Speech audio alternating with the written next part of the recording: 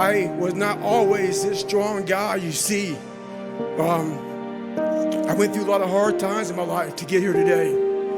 And a story I'll tell you with real quick. I tried once to get in the Air Force to be an Air Force pararescueman. And I quit for fear of the water. I was 175 pounds. I left the Air Force 4 years later at 300 pounds. I went from 175 to 300 pounds. There's a long story in there on how that came to be. But I sat around and read a book on the Medal of Honor. And those guys, all I wanted to be was an uncommon man. And my whole life, I was not that. Much worse than that. But I read stories about men like you, Doc, who had the courage to jump on grenades and stuff like that. So that's what you do. Quit trying to do what somebody else is doing, because that ain't your life. You don't even want to come the way I would. If you knew the path I took to get here, you would not take it. If I'd have knew the path I was going to have to take to get here, I would have changed my destiny a long time ago, because there's no way I would have wanted to have gone through what I went through to get to where I am today.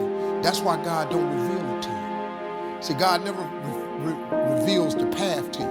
He shows you what it could look like, but he don't show you the route, because if he showed you the route, you'll turn around. Everybody would quit.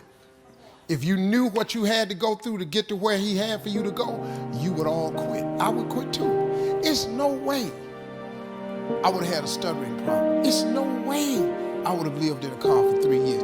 It's no way if I'd have knew that when I quit my job to do comedy, what was going to happen to me, I would have never quit my job. But he don't show you that. He just lets you have the dream. And if you... For a living, I'm a motivational speaker, and I speak to thousands of professional athletes, from the biggest names to the smallest names. And when I saw Doc walk in here with the Congressional Medal of Honor, this is the first time in my life I got nervous to speak in front of a crowd. So in a way, discipline is art too. Yes, discipline is art. Yeah, I think it is, because it's beautiful for me to see. When I see someone who's really truly disciplined, who like a David Goggins, someone who just like truly maximizes the grind, I feel like there's an art to that. And So I came home one day from working at a job called Ecolab, where I sprayed for cockroaches. Made $1,000 a month, weighing 300 pounds. And I got home and I watched a show on Discovery Channel of guys carrying boats and logs, Navy SEAL training. And I decided to make a change in my life. And I called the recruiter up, and he asked me these questions. He had to meet a certain age, like a certain height and weight limit. I was 6'1" and 300 pounds. He laughed at me. 7 other recruiters laughed at me. One recruiter finally said, "Come on in, I'm too busy to talk to you on the phone." He didn't know how much I weighed. I walked in the recruiter's office, and he looked at me and he said, "You're fat and you're black." I said I wanted to be a Navy SEAL. I didn't know there had only been 35 African-American Navy SEALs at that time in over 70 years.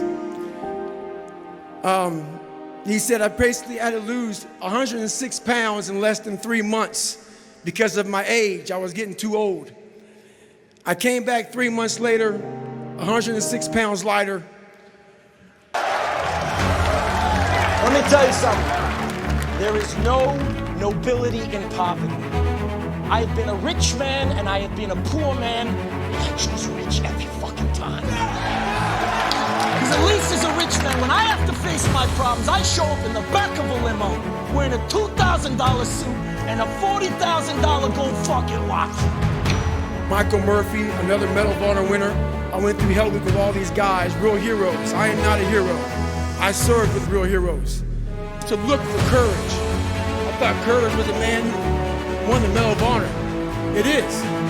But courage is a man who's going to put those boots on every single day of his life to go out there and fight for his country when nobody even knows what the hell they're doing, where the hell they're at. You do it for the man beside you.